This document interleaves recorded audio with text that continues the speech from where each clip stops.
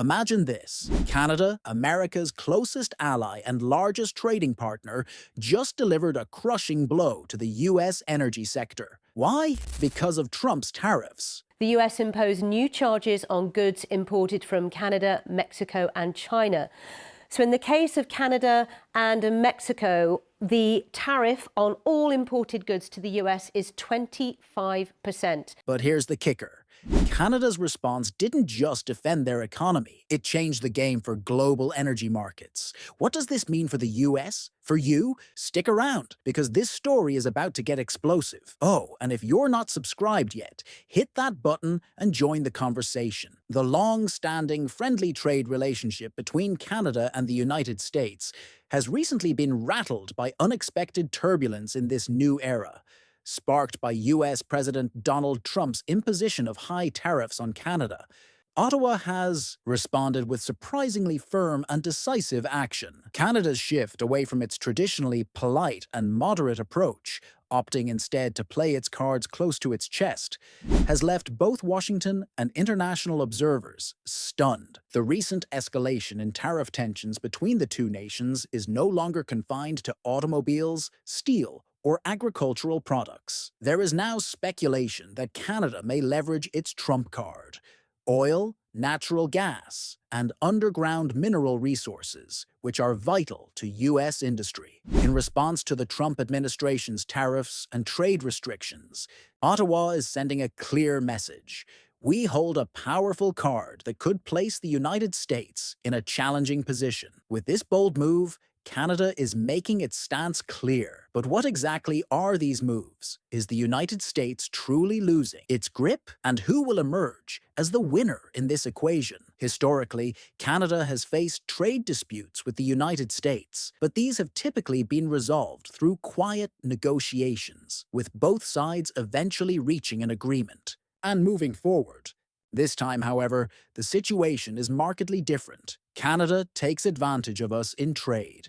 We have a trade deficit. We must protect our own producers, Trump stated, laying out a series of tariff threats. He has warned of heavy tariffs on Canadian imports, targeting aluminum, steel, auto parts, dairy products, and numerous other sectors. The initial repercussions have been severe. Canada announced retaliatory tariffs, imposing duties on US imports at the same rate, targeting a broad range of American goods rather than focusing on a single product. This move was so significant, ordinary Americans began to wonder, has Canada become an adversary? In essence, Canada is conveying a clear message. We're not saying we're no longer friends, but we're responding to your tariffs in kind. Canada is globally recognized as an energy and mining powerhouse, particularly due to the oil sands in Alberta, which are the source of the country's vast oil reserves. These reserves place Canada among the nations with the largest oil reserves, trailing only giants like Saudi Arabia and Venezuela.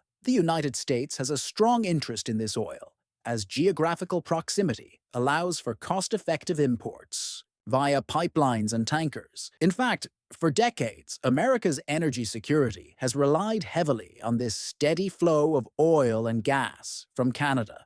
The situation is similar with natural gas. Canada is the second largest supplier of natural gas to the United States. This means Ottawa could, if it chose to, shut off the oil and gas taps to American refineries, sending a clear warning to Washington. If you push us with tariffs, we can disrupt your energy supply. This potential scenario concerns the Trump administration. Even though U.S. domestic energy production has grown thanks to sources like shale oil and gas, the reliance on Canadian imports remains significant. Refineries, particularly in the Midwest, are specifically designed to process Canada's heavy crude, making it far more compatible with existing infrastructure than oil from Russia or the Middle East. If Canada follows through on its threat, responding to U.S. tariffs by cutting oil and gas shipments, Midwestern refineries could face a severe crude shortage. The consequences would ripple through the economy, leading to higher fuel prices for American consumers, increased industrial costs, and a spike in inflation. Of course, Canada is aware that wielding this leverage comes at a cost. The Canadian economy relies heavily on the revenue generated from oil and gas exports, meaning any disruption would also impact its own financial stability. However, Ottawa is making it clear that while they may endure short-term losses, their hands are not tied in this tariff war. Canada also argues that it could redirect its oil and gas exports to Asian or European markets. While this isn't straightforward, given that existing pipelines and tanker routes are primarily designed for U.S. trade, the high global demand for energy still gives Canada significant bargaining power. Washington is well aware of this dynamic. As a result, the question of whether the U.S. could face a serious energy crisis if Canada cuts off its oil supply is being openly debated in the halls of the White House. But it's not just about oil and gas. Canada is also rich in mineral resources, including rare earth elements, nickel, uranium, potash, zinc, copper, and even lithium. These minerals are critical to modern technology, powering industries like electric vehicles, aerospace, and defense. Companies like Tesla and the U.S. semiconductor industry rely heavily on these rare earths and other critical minerals. The United States had hoped to secure its mineral supply chain through Canada, especially as tensions with China over rare earths escalated. If Canada were to restrict exports of these minerals or impose tariffs, many American industries would face immediate disruptions. Canada's strategic retaliatory moves are part of a two-stage plan. The country has announced a 25% tariff on U.S. goods totaling $155 billion in annual imports. This plan will be implemented in two phases, with the possibility of additional tariff or non-tariff measures following the second phase. Phase 1. A 25% tariff on $30 billion of U.S. imports, aligning with Canada's commitment to respond proportionally to U.S. tariffs. This phase, effective February 4, 2025, primarily targets consumer goods such as fresh and prepared foods, clothing, and consumer durables. These tariffs, known as the SIR tax, are paid by importers and are calculated based on the purchase price of the goods, with some adjustments. Phase 2, a 25% SIR tax on $125 billion of U.S. imports.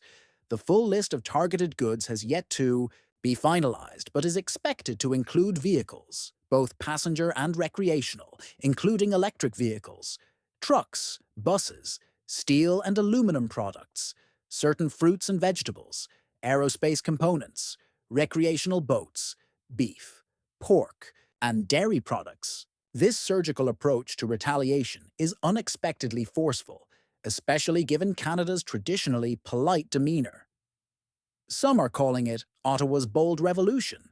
But how is this aggressive stance being received in the United States? It appears that Washington is taking Canada's retaliatory measures seriously.